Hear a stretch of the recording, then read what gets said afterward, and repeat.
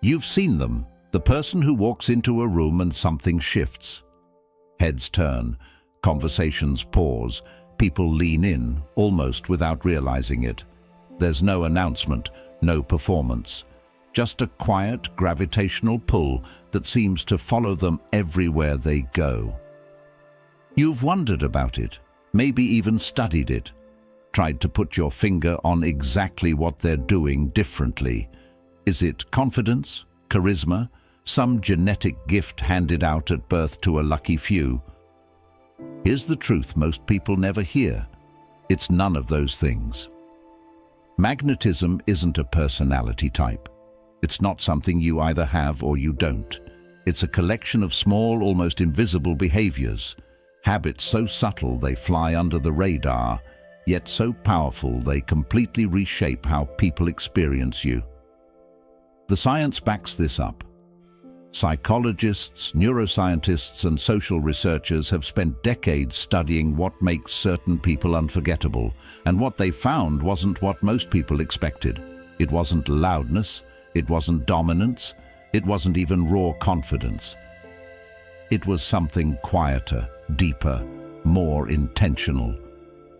In this video, you're going to learn 17 of those habits, tiny shifts, every single one of them, but the kind that compound, the kind that change how you walk into a room, how you hold a conversation, and ultimately, how people remember you when you're gone. Quick question before we start. Do you consider yourself a naturally magnetic person? Drop yes or still working on it in the comments. There's no wrong answer, but I have a feeling most of you are about to change yours by the end of this video. Let's get into it. Before you say a single word, your body has already started the conversation. Research suggests that a significant portion of how people perceive you in those first few moments has nothing to do with what you say. It's all nonverbal. The way you carry yourself, where your eyes go, how much space you take up, how still you are. So we're starting here, with the foundational physical habits that lay the groundwork for everything else. Habit 1. The slow blink. This one is so small it's almost laughable until you feel its effect on the receiving end. Most people, when they're nervous or eager to connect, blink quickly and dart their eyes around. It reads as anxious, unsure, even untrustworthy on a subconscious level. Magnetic people blink slowly and deliberately. It's a signal, quiet but powerful, that says, I'm calm, I'm present, I'm not threatened. You've probably noticed this quality in people who just seem deeply at ease in social situations. Part of what you're reading is their blink rate. Start paying attention to it, and then start slowing yours down, especially in high-stakes conversations. It sounds trivial. It isn't. Habit 2. The triangle technique. Eye contact is one of the most studied aspects of human connection, and one of the most misunderstood. Most advice lands somewhere between hold strong eye contact and don't stare like a predator, which is helpful to exactly no one. Here's a more useful framework. When you're in conversation, let your gaze move slowly and naturally between the person's left eye, right eye, and mouth, forming a soft triangle. This isn't robotic or mechanical when done right. It mimics the natural gaze pattern of someone who is genuinely engaged and interested.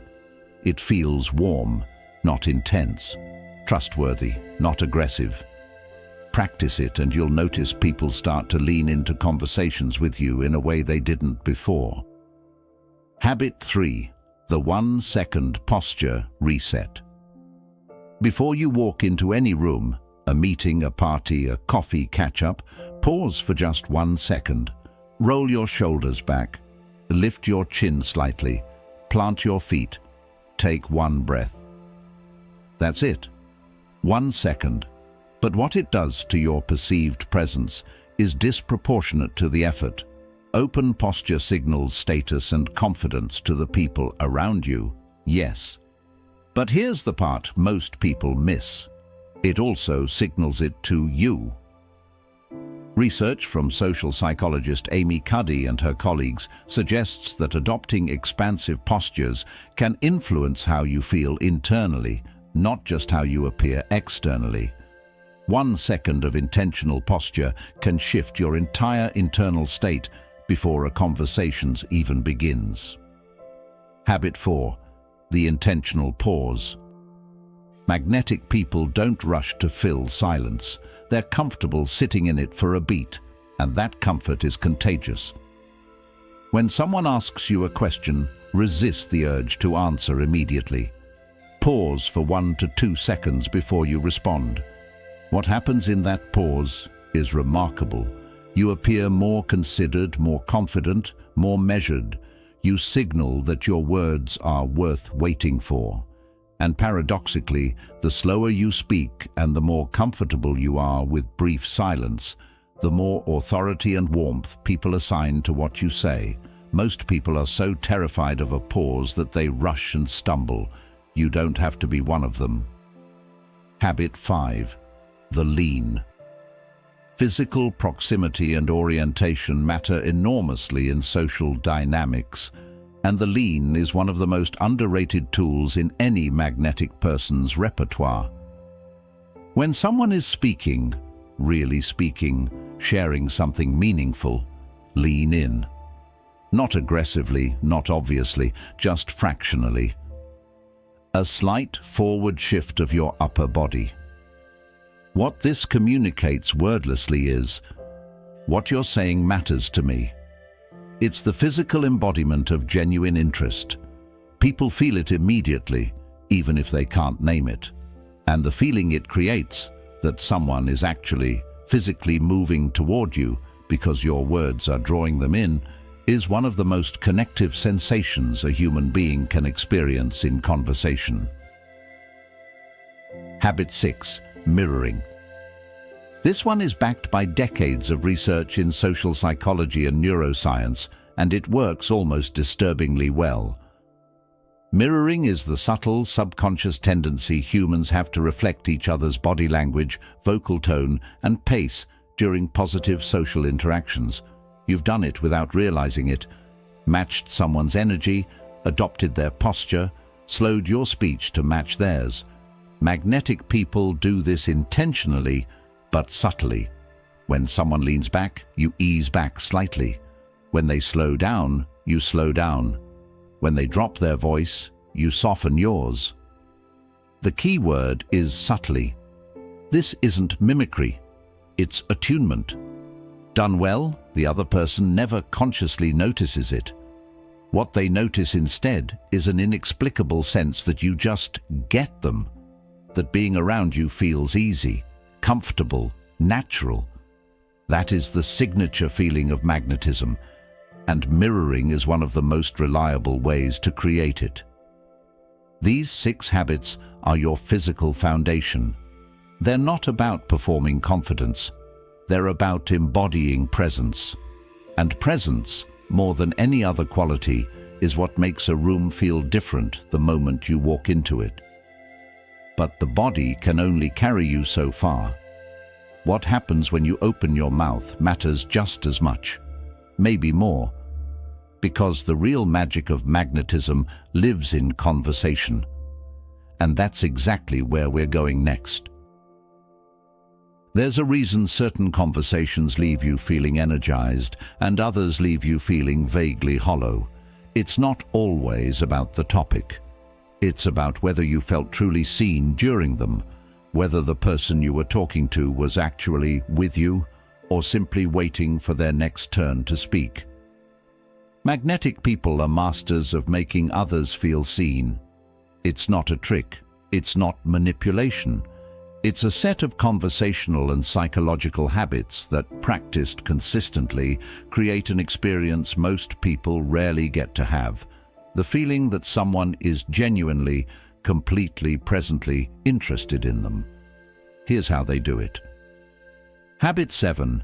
Use their name, but sparingly. Dale Carnegie said it nearly a century ago, and neuroscience has since confirmed it. Hearing your own name activates regions of the brain associated with reward and self-relevance. It's one of the most personal sounds in any language.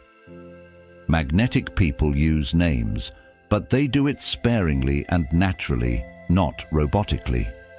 Dropping someone's name once early in a conversation and once near a meaningful moment creates warmth without feeling calculated. That's a really interesting take, Marcus. Lands completely differently than, "Hey, so how's it going?" One feels like a transaction, the other feels like a relationship. Habit 8. The echo technique. This is one of the simplest and most powerful conversational tools in existence, and almost nobody uses it intentionally. When someone says something interesting or important, repeat the last 2 or 3 words they said, as a question with genuine curiosity. That's it. Someone says, "I've been feeling really stuck lately." You say, "Really stuck?" And then you wait. What happens next is remarkable. People expand, they go deeper. They say the thing they were actually trying to say but hadn't quite gotten to yet. The echo technique signals that you heard them, not just the surface, but the weight of what they were carrying, and it invites them to keep going without pressure. It's a tiny habit with a massive emotional return. Habit 9. Ask the second question.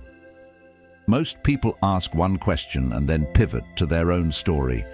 It's not malicious, it's just how most conversations are wired. Someone mentions they went to Japan.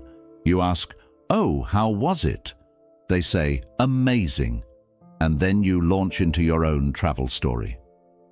Magnetic people ask the second question. What was the most unexpected thing about it? Or was there a moment that stood out above everything else? The second question is where connection actually lives. It says, "I'm not just checking a conversational box here. I genuinely want to know more about your experience." People feel that distinction acutely, even if they can't articulate it, and they remember you for it. Habit 10. Validate before you respond. Here's a habit that almost instantly changes the texture of any conversation. Before you respond to what someone has said, especially something emotional or personal, validate it first. Not with empty phrases like "totally" or "for sure," but with something real. That sounds genuinely hard. I can see why that would frustrate you. That makes complete sense given everything you've been dealing with. Even one sentence of real acknowledgement before your response creates psychological safety.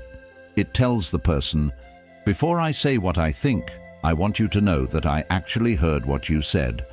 That small moment of being witnessed is something most people are starving for, and the person who gives it to them becomes magnetic, almost by default. Habit 11. Share a vulnerability selectively. This one might surprise you because most advice about magnetism focuses on projecting strength. But there's a well-documented psychological phenomenon called the pratfall effect, first identified by social psychologist Elliot Aronson, which shows that perceived competence actually increases when someone reveals a small flaw or moment of vulnerability. Magnetic people aren't afraid to say, "I honestly don't know the answer to that," or "I struggled with that for a long time," or "that was one of the more embarrassing moments of my life looking back." These admissions don't diminish them, they humanize them, and humans are fundamentally drawn to other humans, not to performances of perfection. A well-placed, genuine vulnerability in a conversation is like opening a window in a sealed room. Suddenly, there's air, and people breathe easier around you because of it. Habit 12. Match energy, then gently lead. Have you ever been in a conversation where the other person's energy was so dramatically different from yours that it felt jarring? Too loud when you were calm, too serious when you were playful. It creates friction, a subtle dissonance that makes connection harder. Magnetic people are skilled emotional calibrators. When they enter a conversation, they read the other person's energy and meet them there first. If someone is subdued, they soften. If someone is animated, they rise to meet it. This initial matching builds rapid rapport. It's the conversational equivalent of mirroring. But then, and this is the key, they gently lead. They slowly bring the energy to where it needs to go. Toward warmth, toward openness, toward depth. And because you've built trust by meeting them first, people follow. Not because you're controlling the conversation, but because they feel safe enough to let you guide it. These 6 habits are the conversational engine of magnetism. They shift you from someone who talks at people to someone who talks with them, someone who creates an experience of being genuinely known. And when people feel known by you, they don't just like you, they seek you out, they tell others about you, they remember you long after the conversation ends. But there's one more layer to this, and it's the deepest one. Because while habits of body and conversation create magnetic moments, there's a third category of habits that creates a magnetic identity, and that's where we're going now. Everything you've learned so far, the physical habits, the conversational techniques, they work. They create immediate, tangible shifts in how people perceive you and how they feel in your presence. But the people who are the most enduringly magnetic, they've gone one level deeper. They've built habits that aren't just things they do, they've become things they are. This is the identity layer, and it's where the real transformation lives. Habit 13. Develop a point of view. Magnetic people have opinions, not aggressive ones, not the kind that bulldoze conversations, but clear, considered, lived-in perspectives that make conversations more interesting the moment they enter them. There's something deeply compelling about someone who, when asked what they think, actually tells you, who says, "I've been thinking a lot about this, and honestly, I've come to believe that," and then means it. This isn't about being controversial, it's about being present, about showing up with your actual self, rather than a carefully curated, controversy-free version of it. Opinion creates texture, texture creates engagement, and engagement is the heartbeat of magnetism. Start by noticing where you water down your real thoughts in conversation, where you hedge, qualify, and shrink what you actually believe into something safer. Then practice saying the fuller version. It's uncomfortable at first, and then it becomes you. Habit 14. Remember the details. This habit requires almost no effort to develop, and almost everyone underestimates its impact. When someone tells you something, that they're nervous about a job interview, that their dog just had surgery, that they've been training for a half marathon, remember it. And then the next time you see them, ask about it. How did the interview go? Is your dog doing better? How's the training coming along?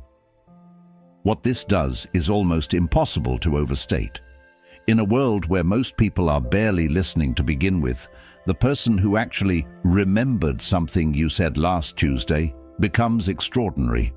It signals, "You matter to me enough that I held on to something you told me." That signal is one of the most powerful forms of human affirmation in existence, and it costs you nothing but a few seconds of genuine attention. Habit 15. Be genuinely enthusiastic about other people's wins. Here's a habit that separates the truly magnetic from the merely charming. They celebrate other people, wholeheartedly, without asterisks. When someone shares good news, a promotion, an engagement, a personal breakthrough, magnetic people respond with full, unfiltered enthusiasm, not a polite, "Oh, congratulations," before pivoting back to themselves. An actual, present, "That is incredible. Tell me everything about it." This sounds simple, but in practice it's surprisingly rare. Genuine enthusiasm for someone else's success requires a level of emotional security, a freedom from comparison and competition, that most people haven't fully developed. When you find it in someone, it feels remarkable, because it is. It tells the person in front of you, I'm not threatened by your success. I'm genuinely happy for you, and there are very few feelings more bonding than that. Habit 16. The Ben Franklin effect. Ask for a small favor. This one is counterintuitive enough that it deserves special attention. Most people assume that doing favors for others makes those people like you more, and there's truth in that. But social psychology has documented something equally powerful that works in the opposite direction. Asking someone for a small favor makes them like you more. This is called the Ben Franklin effect, named for Franklin's own observations about human nature. The psychology behind it is elegant. When someone does something for you, their brain unconsciously justifies that behavior by concluding they must like you, because why else would they have helped? The act of helping creates the feeling of connection, not the other way around. So ask someone to recommend a book. Ask for their perspective on something you're working through. Ask for a small piece of advice in their area of expertise. Done sincerely, not manipulatively, it creates a thread between you. A small, warm connection that often grows into something much larger over time. Habit 17. Become someone who notices. This is the final habit, and in many ways it's the one that holds all the others together. Magnetic people notice things. They notice when someone's quieter than usual. They notice when someone changed their hair or got a new bag, or seems lighter today than they did last week. They notice the painting on the wall at the coffee shop that nobody else has looked at. They notice the nervous energy of the new person in the room who hasn't quite found their footing yet. And then they say something, not to perform observational skill, but because they genuinely noticed.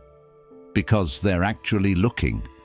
Because their attention is outward rather than turned relentlessly inward.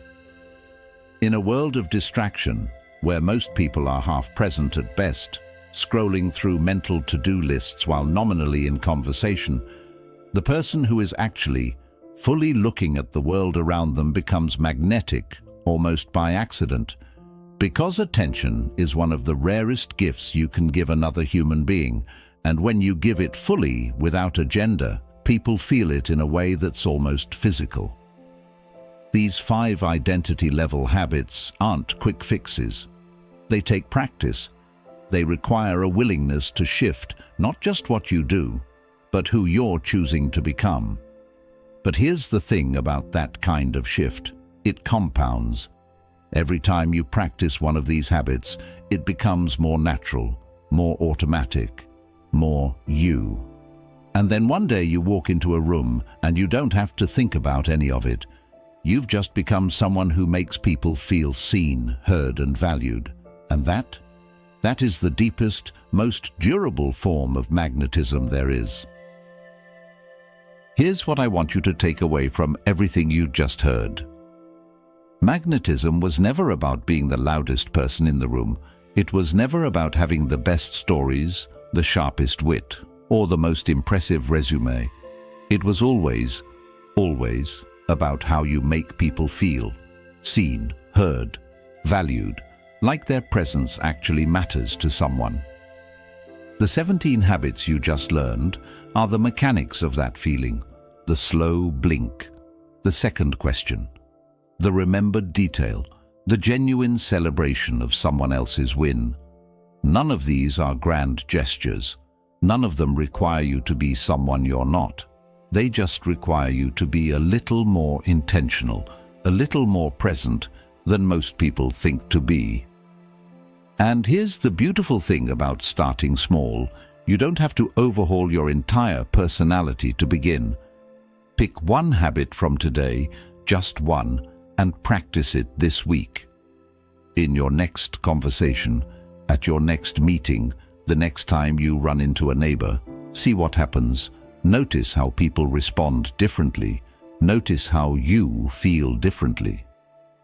Because this isn't just about becoming more magnetic to others, it's about becoming more connected to the people around you and to the version of yourself who shows up with intention, presence, and genuine care.